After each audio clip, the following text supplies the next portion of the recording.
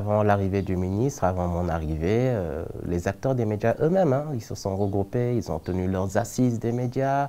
Et au sortir, il y avait 5 recommandations clés qui touchaient un peu à toutes les problématiques liées au diagnostic qu'on a énuméré.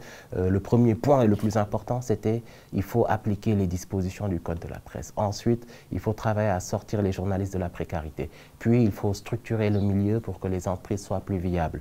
Puis, c'était qu'il faut veiller à, c'est un terme beaucoup plus chargé, à assainir le milieu. Puis, il faut veiller à la production qualitative, mais aussi à accentuer la formation.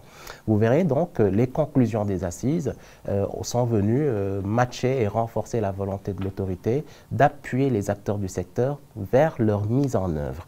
Et de ce point de vue, le résumé global de tous ces éléments-là, c'est l'application de la loi et des types de règlements. Parce que si on veut sortir les journalistes de la précarité et les techniciens, c'est la convention collective.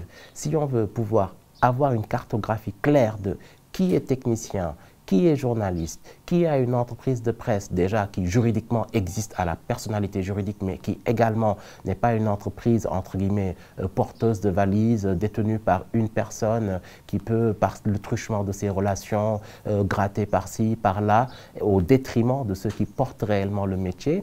Il faut appliquer les dispositions du Code de la presse vis-à-vis des différents régimes, des différents types de médias. L'audiovisuel avec les régimes d'autorisation et tout ce que cela comporte, la presse en ligne avec le régime de la déclaration et tout ce que cela comporte en termes de conformité à la déclaration, et l'enregistrement pour la presse écrite et tout ce que cela comporte en termes de dispositions liées à l'enregistrement. Et ensuite seulement, il y a le décret fixant les avantages et obligations des entreprises de presse où on leur dit, si vous voulez avoir ces avantages, il y a ces obligations. De la même façon que nous essayons d'aspirer à être des citoyens modèles, l'ensemble des entreprises, peu importe les secteurs, il y a un minima qu'ils doivent respecter au regard du code lié à l'organisation, de l'harmonisation du droit des affaires. Et si seulement vous remplissez, ces conditions-là, vous êtes éligible aux avantages. Et derrière, il y a un autre décret qui organise l'attribution de ces avantages. C'est le décret portant organisation et fonctionnement du Fonds d'appui de développement de la presse, dans lequel les membres de ce fonds avaient fait un travail préalable sur les critères pour la répartition des enveloppes. Combien d'employés vous avez ? Est-ce que vous cotisez pour eux? Est-ce qu'ils sont inscrits à l'IPM? Est-ce que vous êtes à jour avec le fisc? Etc., etc. Mais malheureusement, il y avait un décalage réel entre ces textes, les critères sur le papier et derrière les enveloppes délivrées à certaines entreprises.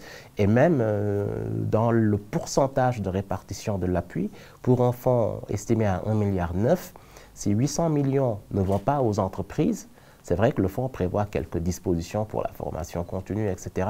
Mais de là à avoir près de 45% du fonds qui ne va pas aux entreprises, ça veut dire qu'il y a une problématique réelle de répartition et de destination de ce fonds qui, des fois, les lignes allaient vers le fonctionnement, le paiement de salaires, de primes, etc.